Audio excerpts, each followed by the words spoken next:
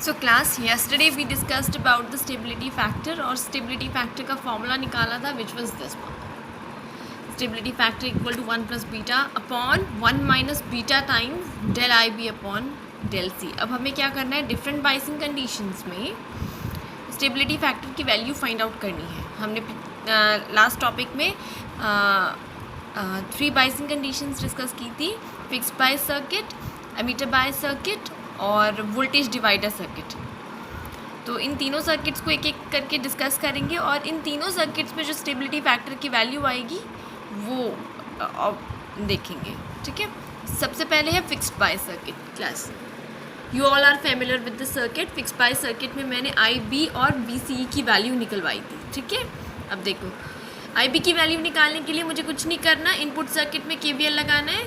Equation क्या बनेगी, VCC minus IBRB, VCC minus IBRB minus VBE, isn't it. ये देखो, ये रहा VCC minus IBRB minus VBE.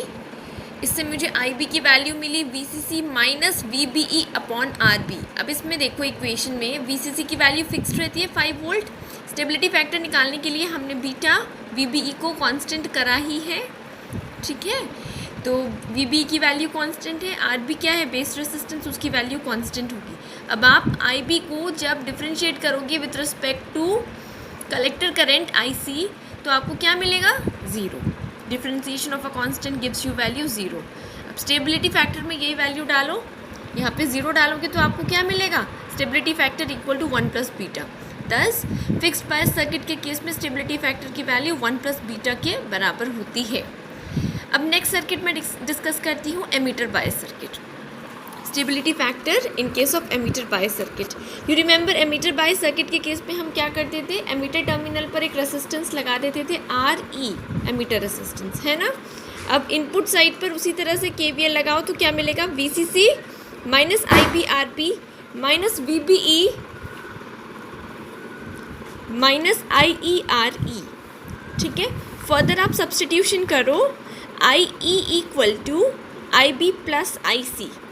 Substitution करने पर आपको ये इक्वेशन मिली. थोड़ा टर्म्स को शफल करो, IB का टर्म एक साथ लेके आओ, you'll get, you open the brackets, you'll get this. okay, and then IB को कॉमन ले लोगे यहाँ से तो you'll get RB plus RE within the brackets minus ICRE. now differentiating with respect to IC you will get, इसको differentiate करोगे, this is constant, you'll get 0 here, this is constant, you'll get 0 here. Resistances की value constant है, इसको बाहर ले आओ. Now differentiating IB with respect to IC, यहाँ पे RE बचेगा, you are differentiating with respect to IC तो यहाँ पे यूनिटी आ जाएगा. फर्दर आपको क्या मिला, शफलिंग करने के बाद आपको क्या मिला, del IB upon del IC equal to minus RE upon RB plus RE. now substituting this value in the formula for stability factor, इस प्लेस पर ये वैल्यू सब्सटीट्यूट करोगे तो आपको क्या मिलेगा, you'll get this. it shows that the stability factor is less than 1 plus beta, क्योंकि इसका डिनोमिनेटर जो है यूनिटी से बड़ा है ना, और तो फिर आप इसका डिनोमिनेटर यूनिटी से बड़ा है तो न्यूमरेटर को इससे डिवाइड करोगे तो obviously you'll get a value which is less than 1 plus beta. this is the complete derivation.